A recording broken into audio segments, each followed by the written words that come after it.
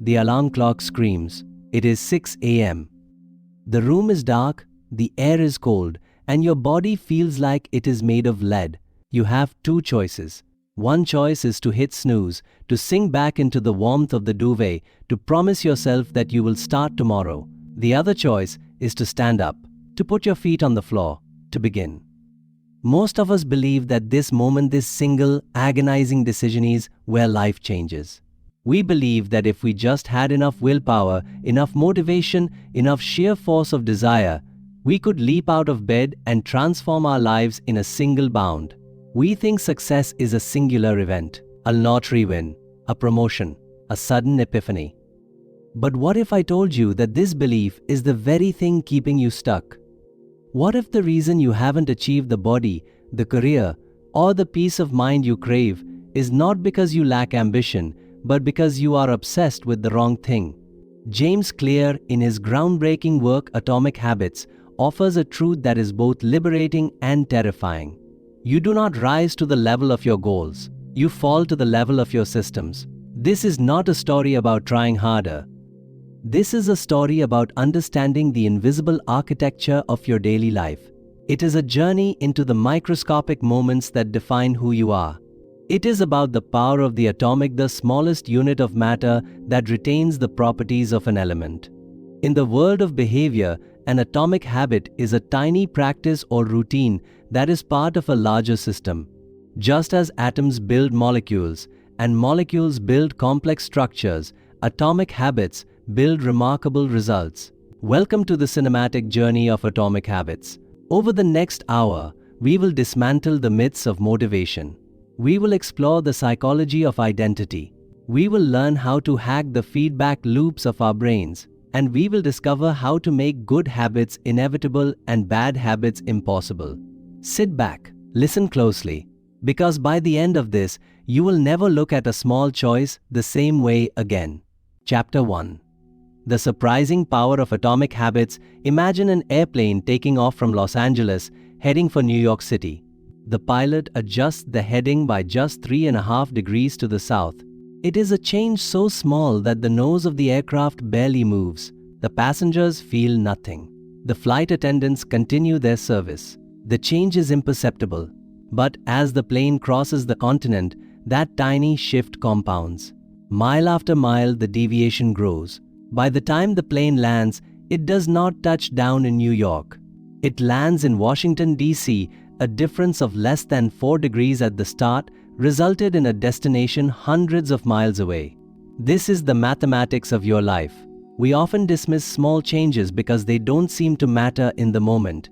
If you go to the gym for 30 minutes today, you won't see a six-pack in the mirror tonight.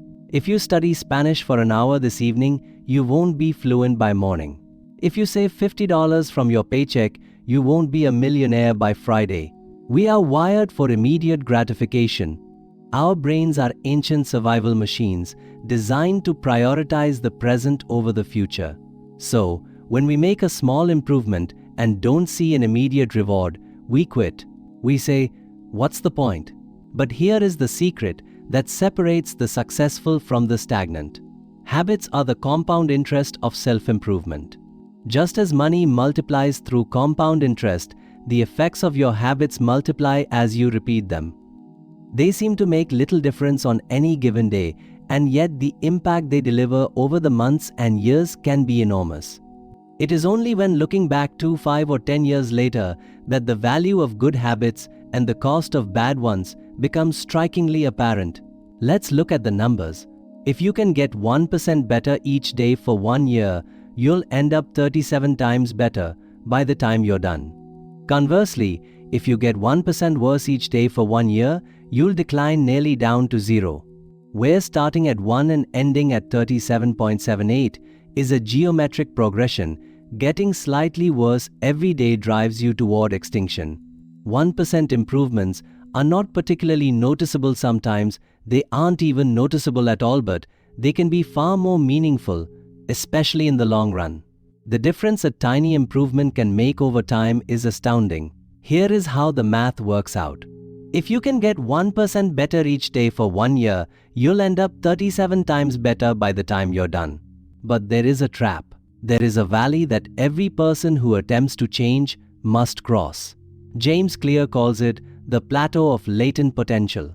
Imagine you are holding an ice cube in a room that is 25 degrees. The room is cold. You begin to heat it up. 26 degrees, 27, 28. The ice cube is still sitting there, solid, unmoving. 30 degrees, 31, 32. Still nothing. You might begin to doubt your efforts. You might think, I've been heating this room for hours and nothing has changed. Maybe this doesn't work. But then you hit 33 degrees, then 34. And suddenly, at 32 degrees Fahrenheit 0 degrees Celsius, the ice begins to melt. A 1 degree shift, seemingly no different from the temperature increases before it, has unlocked a huge change. All the action you took from 25 to 31 degrees was not wasted. It was stored. It was building potential. But the breakthrough moment, the melting, only happens when you cross the critical threshold. Most people give up in the plateau. They work hard for weeks, see no results, and conclude that their efforts are futile. They don't realize that they are not failing, they are storing energy. They are heating the room. This is why focusing on goals is dangerous. Goals are about the results you want to achieve. Systems are about the processes that lead to those results. If you are a coach, your goal might be to win a championship. Your system is the way you recruit players, manage your assistant coaches, and conduct practice. If you are a musician, your goal might be to play a new piece. Your system is how often you practice, how you break down difficult measures, and your method for receiving feedback. If you completely ignored your goals and focused only on your system, would you still succeed? I think you would. The score takes care of itself. The weight loss takes care of itself. The book gets written. The business grows. Winners and losers have the same goals. Every Olympian wants to win gold. Every candidate wants to get elected. If goals were the differentiator between success and failure, then everyone with the same goal would achieve the same result. But they don't. The difference is the system. Goals are good for setting a direction, but systems are best for making progress. A problem with goals is that they create an either-or conflict. Either you achieve your goal and you are successful, or you fail and you are a disappointment. You mentally box yourself into a narrow version of happiness. Success becomes a temporary state rather than a permanent lifestyle. Furthermore, goals restrict your happiness. The implicit mindset behind a goal is, once I reach my goal, then I'll be happy. The problem with this mindset is that you are either successful and happy now, or you are a failure and unhappy until you reach some arbitrary finish line. You are constantly putting off happiness. And perhaps most dangerously, goals are at odds with long-term progress. Many people treat goals as a finish line. Once they run the marathon, they stop training. Once they write the book, they stop writing. Once they lose the weight, they go back to their old eating habits. Goals are about winning the game. Systems are about continuing to play the game. True long-term thinking is goal-less thinking.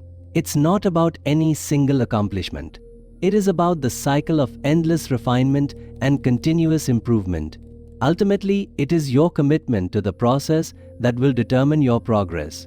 So, let us abandon the obsession with the destination. Let us fall in love with the boredom of the routine.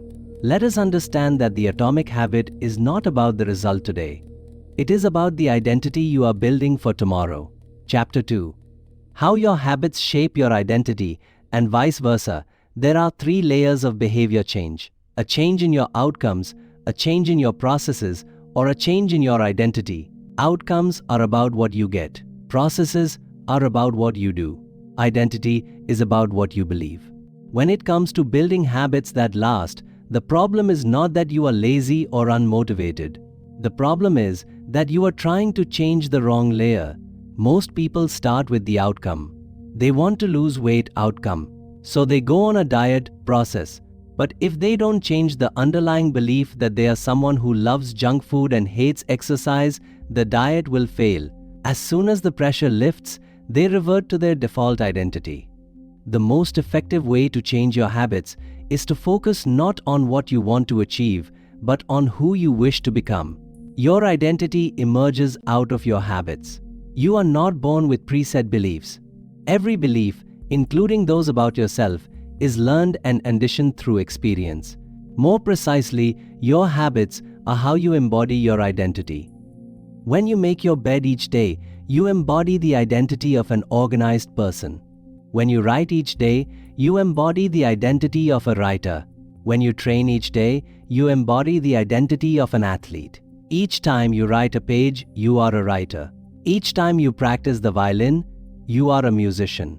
Each time you start a workout, you are an athlete. Each time you choose to eat a salad, you are a healthy person. The goal is not to read a book. The goal is to become a reader. The goal is not to run a marathon. The goal is to become a runner. The goal is not to learn an instrument. The goal is to become a musician. When your behavior and your identity are fully aligned, you are no longer pursuing behavior change.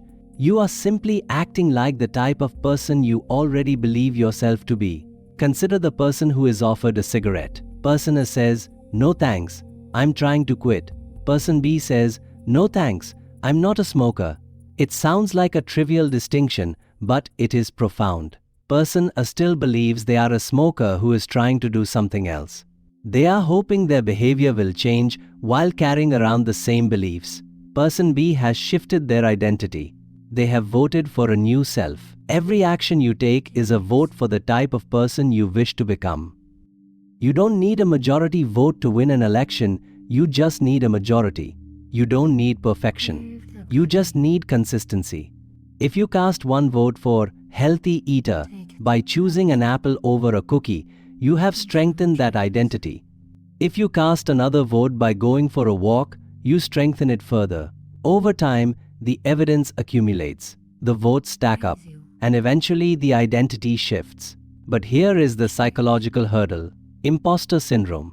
When you first start a new habit, you may feel like a fraud.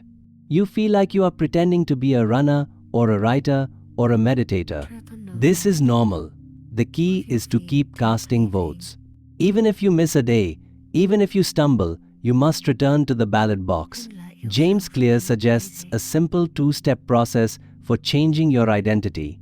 Decide the type of person you want to be. Prove it to yourself with small wins. Ask yourself, what would a healthy person do?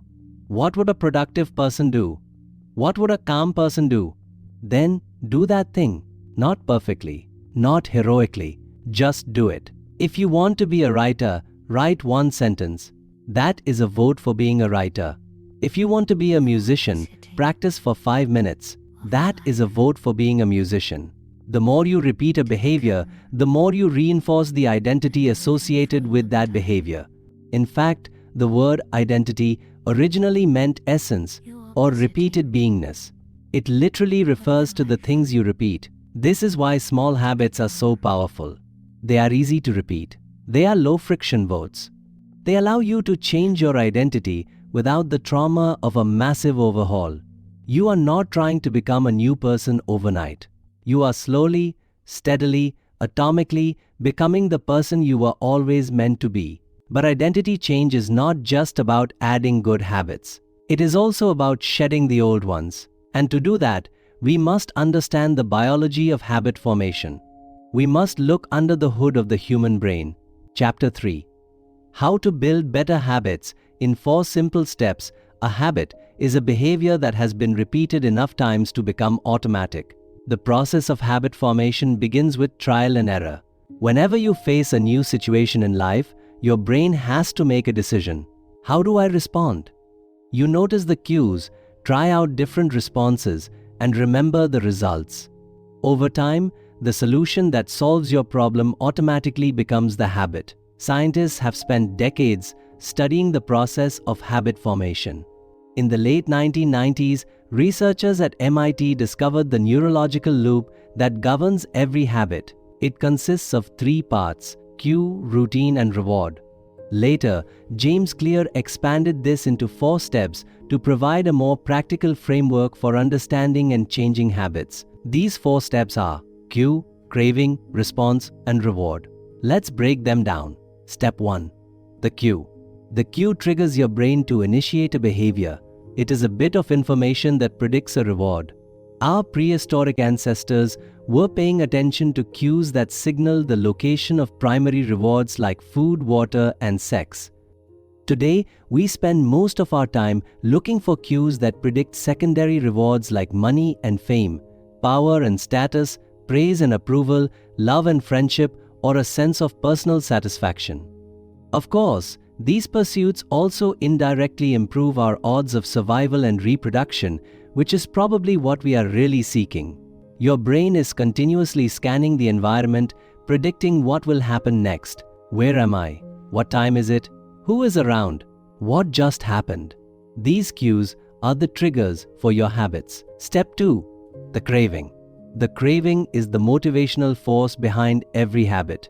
Without some level of motivation or desire, without craving a change, we have no reason to act. What you crave is not the habit itself, but the change in state it delivers. You do not crave smoking a cigarette, you crave the feeling of relief it provides. You do not crave brushing your teeth, you crave the feeling of a clean mouth. You do not crave turning on the television, you crave entertainment. Cravings are different for everyone, but in theory, all cravings stem from the same fundamental human motives: to conserve energy, to obtain food and water, to find love and reproduce, to connect and bond, to win social acceptance and approval, to reduce uncertainty, to achieve status and prestige. Step 3. The response. The response is the actual habit you perform, which can take the form of a thought or an action. Whether a response occurs depends on how motivated you are, how strong the craving is, and how much friction is associated with the behavior. If a particular action requires more physical or mental effort than you are willing to expend, then you won't do it. Your response also depends on your ability.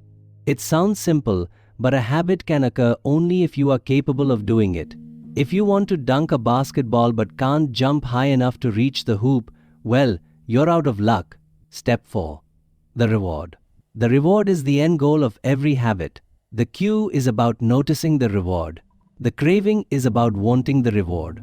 The response is about obtaining the reward. We chase rewards because they serve two purposes.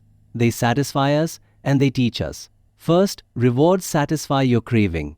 Yes, rewards feel good. Our brain is wired to seek pleasure and avoid pain. Second, rewards teach us which actions are worth remembering in the future. Your brain is a reward detector. As you go about your life, your sensory nervous system is continuously monitoring which actions satisfy your desires and deliver pleasure. Feelings of pleasure and disappointment are part of the feedback mechanism that helps your brain distinguish useful actions from useless ones. Rewards close the feedback loop and complete the habit cycle.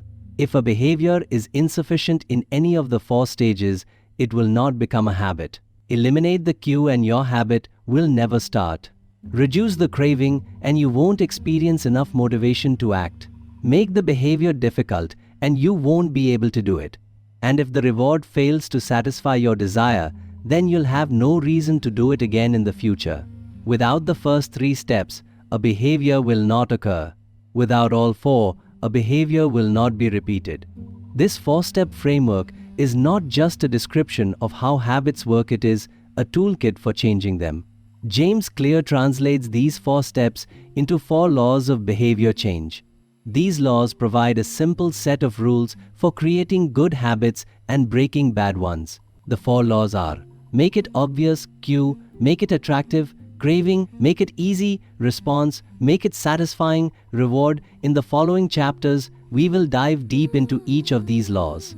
We will learn how to engineer our environment, our psychology, and our actions to make success inevitable. Chapter 4. The first law: make it obvious. The first step to changing a habit is to become aware of it. You cannot change a habit if you are not aware of it. This sounds obvious, but it is surprisingly difficult. Most of our habits are so automated that we don't even notice them. We are sleepwalking through our days. To wake up, we need a system of awareness. James Clear suggests a tool called the Habit Scorecard. Take a piece of paper. List out your daily habits. From the moment you wake up to the moment you go to sleep. Wake up, check phone, brush teeth, drink coffee, scroll Instagram.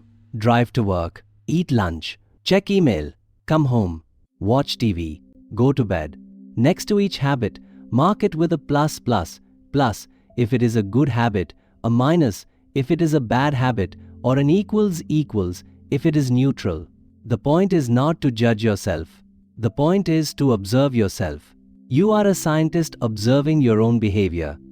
Oh, I see that I check my phone immediately upon waking. That is a cue-response loop. Once you are aware of your habits, you can begin to design your environment to make the good ones obvious and the bad ones invisible. The human brain is a prediction machine. It is constantly asking what is likely to happen next, but it doesn't have infinite processing power. So, it relies on context. It associates habits with the location where they occur. This is why it is so hard to meditate in your bedroom if you usually sleep there. Your brain associates the bedroom with rest, not focus. It is why it is hard to diet in the kitchen if the cookies are on the counter. The cue is right in front of you. To make a habit obvious, you must design your environment to reveal the cues. One of the most powerful techniques is implementation intentions. Most people think they lack motivation when what they really lack is clarity. They know they want to get fit, but they don't know exactly when and where they will act. An implementation intention is a plan you make beforehand about when and where to act. That is, how you intend to implement a particular habit. The formula is: I will, behavior, at, time, in, location. I will meditate for 1 minute at 7 a.m. in my kitchen. I will study for 20 minutes at 6 p.m. in my office. Research shows that people who make a specific plan for when and where they will perform a new habit are more likely to follow through. Many people think they lack motivation when what they really lack is clarity. It is not always obvious when and where to take action. Some people spend their entire lives waiting for the perfect time to make a change. But there is an even more powerful technique: habit stacking. Habit stacking is a special form of implementation intention. Instead of pairing your new habit with a specific time and location, you pair it with a current habit. This method utilizes the momentum of your existing routines. The formula is: after current habit, I will, new habit. After I pour my morning coffee, I will meditate for 1 minute. After I take off my work shoes, I will immediately change into my workout clothes. After I sit down to dinner, I will say one thing I'm grateful for that happened today. The key is to tie the new habit to a specific established cue. The more tightly you bind the new habit to a specific cue, the more likely you are to notice the opportunity to act. But what if the cue is not enough? What if you see the cue, but you still don't feel like doing it?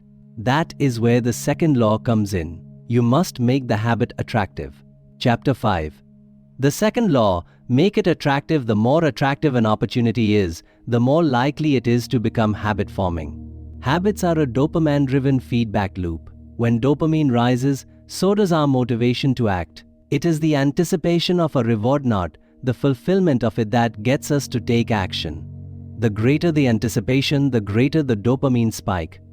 This is why scrolling through social media is so addictive.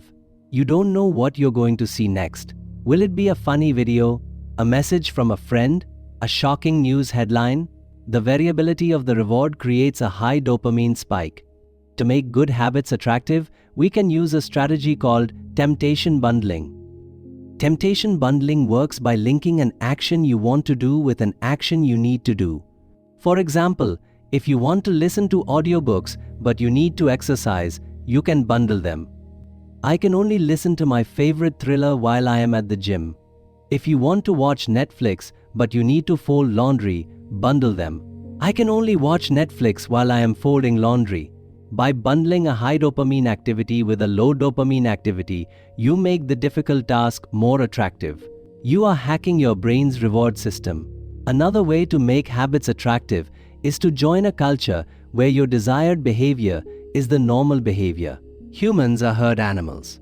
We want to fit in, to bond with others, and to earn the respect and approval of our peers. Such inclinations are essential to our survival. For most of our evolutionary history, Our ancestors lived in tribes. Becoming separated from the tribe or worse, being cast out was a death sentence. The lone wolf dies but the pack survives. While we may no longer depend on the tribe for survival in the same way, the urge to belong remains hardwired into our brains.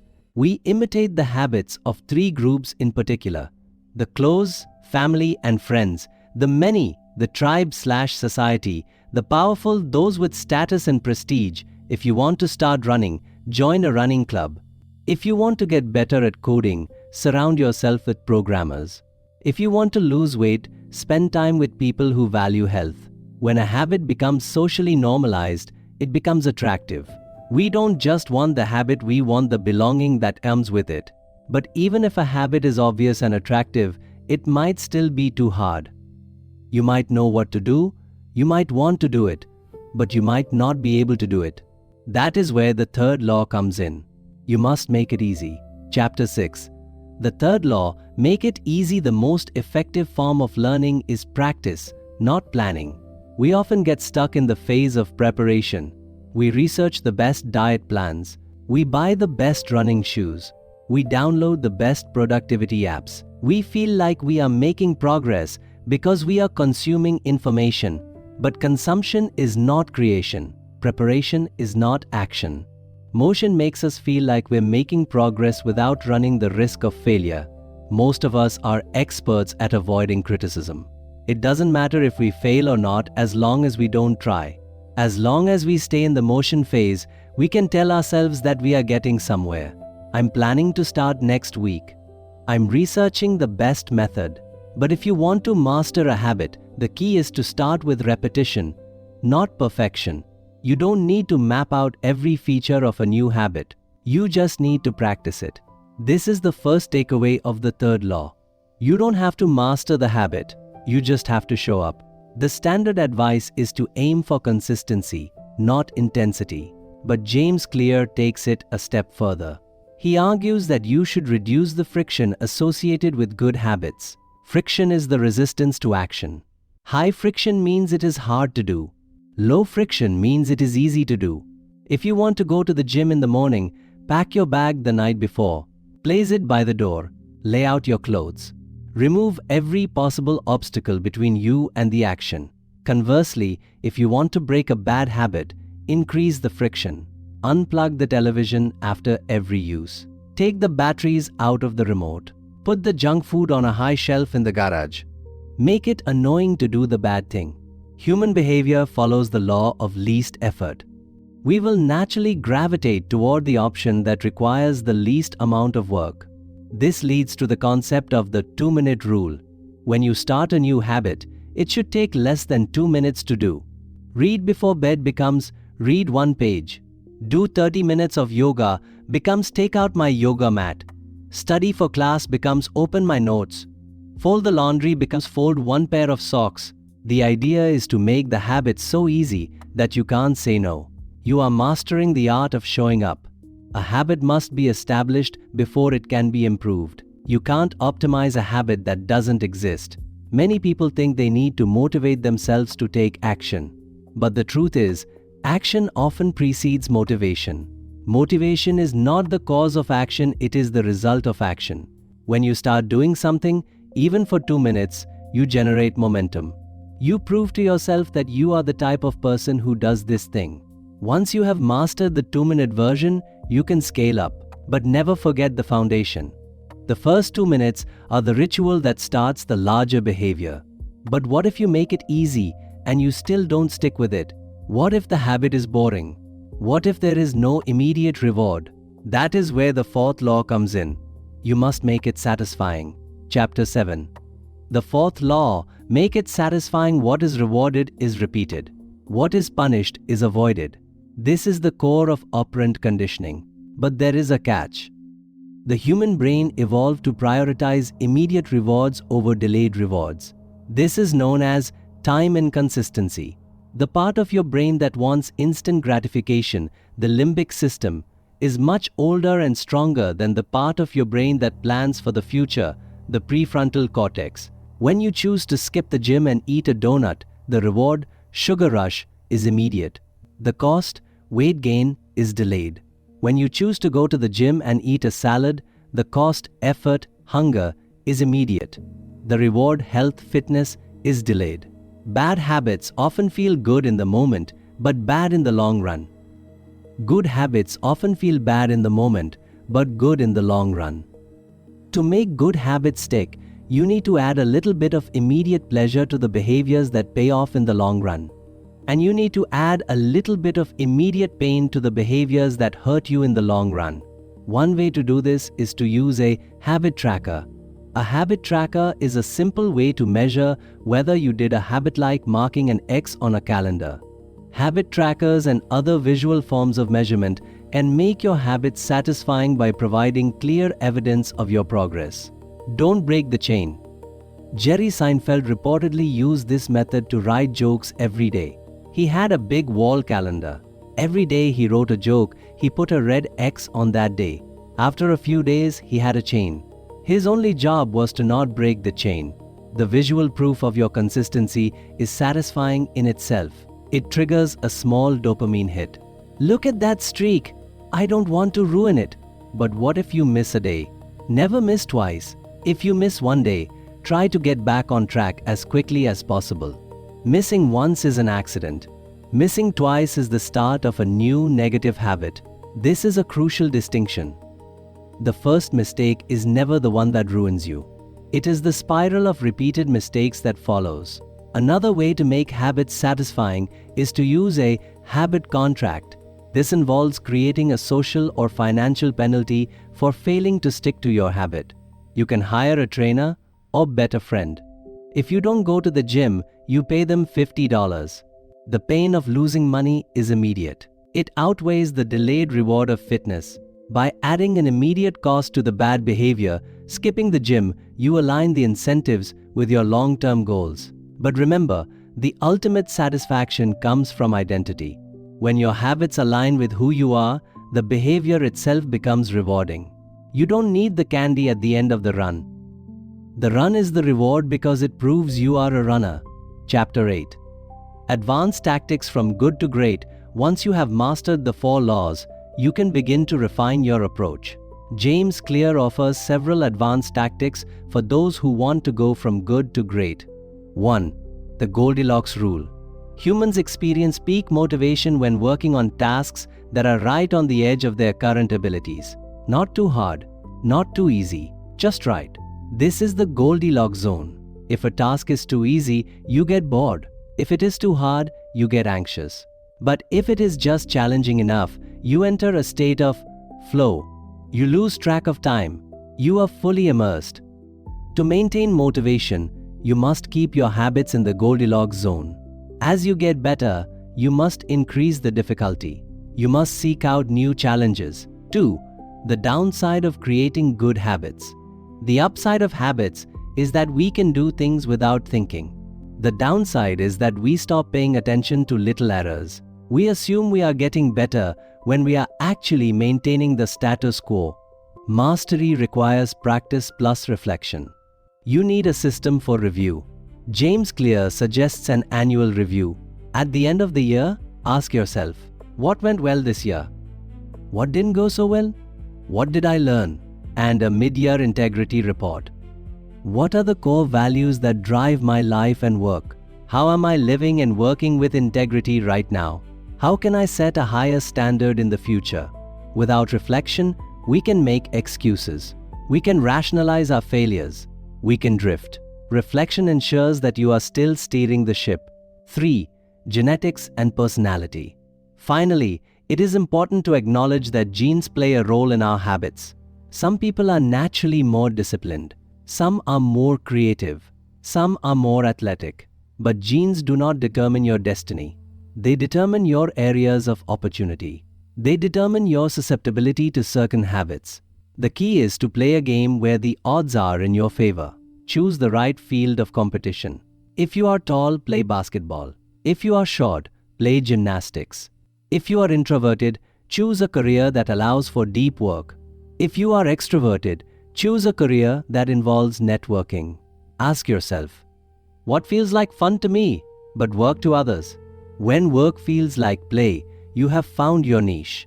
When you are in your niche, your habits are easier to maintain because they align with your natural inclinations. You are not fighting against your nature, you are flowing with it. Conclusion. The secret to results that last: we have traveled a long distance together. We have explored the power of compounding. We have dissected the identity loop. We have mapped the 4 laws of behavior change. But knowledge is not power. Knowledge is only potential power. Execution is real power. You now know the secrets. You know that small habits compound. You know that you must focus on systems, not goals. You know that you must make habits obvious, attractive, easy, and satisfying. But knowing this will not change your life. Doing it will. So, what is the very next step? Do not try to change everything at once. Do not try to overhaul your entire life tomorrow morning. That is a recipe for failure. Instead, pick one thing, one atomic habit. Maybe it is drinking a glass of water when you wake up. Maybe it is reading 1 page of a book. Maybe it is doing 5 push-ups. Make it obvious. Put the water glass on your nightstand. Put the book on your pillow. Lay out your workout clothes. Make it attractive. Remind yourself of the feeling of hydration. Imagine the knowledge you will gain. Feel the strength in your muscles. Make it easy. Keep the glass full. Keep the book open.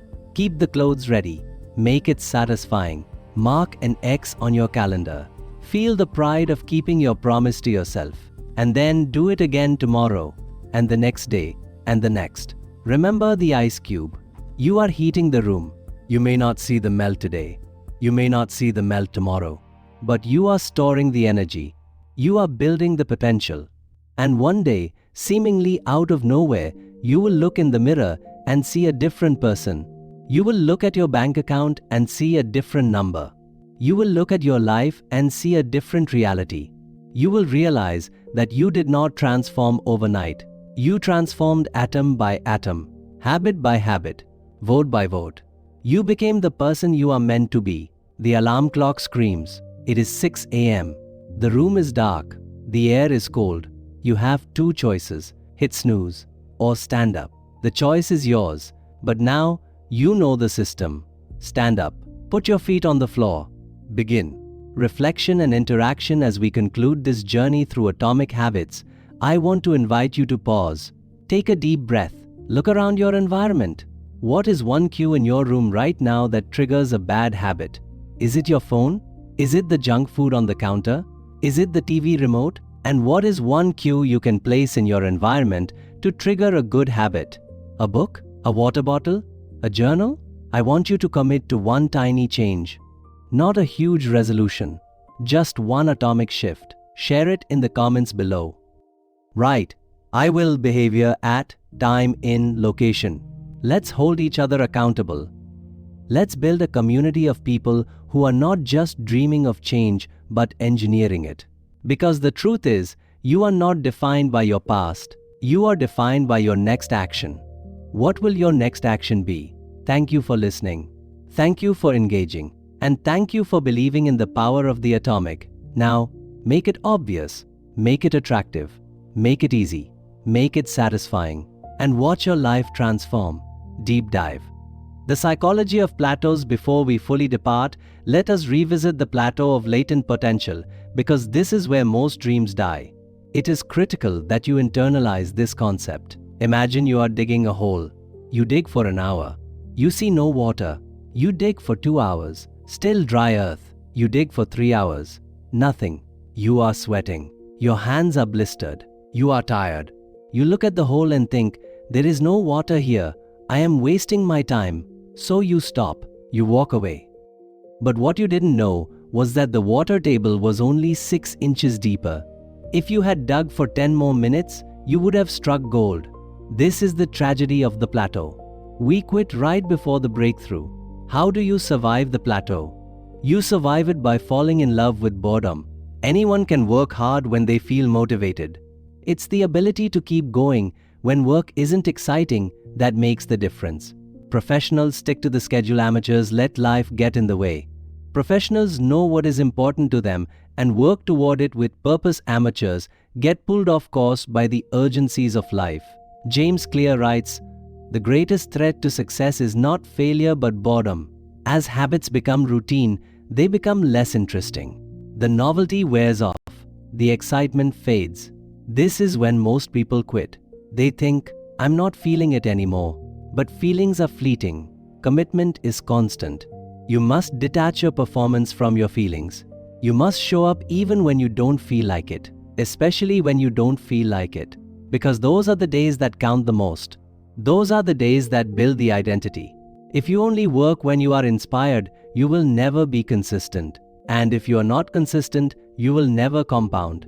And if you do not compound, you will never break through the ice. So, embrace the boredom.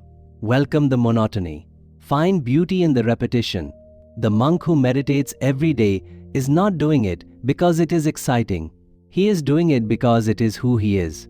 The writer who writes every day is not doing it because she has a muse. She is doing it because she is a writer. The athlete who trains every day is not doing it because he loves the pain. He is doing it because he is an athlete. Boredom is the filter. It separates those who want the result from those who want the lifestyle. Which one are you? The role of environment in identity. We touched on environment earlier, but let's go deeper. Your environment is not just a backdrop, it is an active participant in your behavior. If you want to change your behavior, you must change your environment. But more importantly, you must design an environment that reflects the identity you want to assume. If you want to be a reader, don't just buy books. Create a reading nook, a comfortable chair, good lighting, a shelf dedicated to your library. Make the environment scream, this is a place for readers. If you want to be a musician, don't just buy a guitar. Put it on a stand in the middle of the living room. Make it visible. Make it accessible. Make it part of the decor.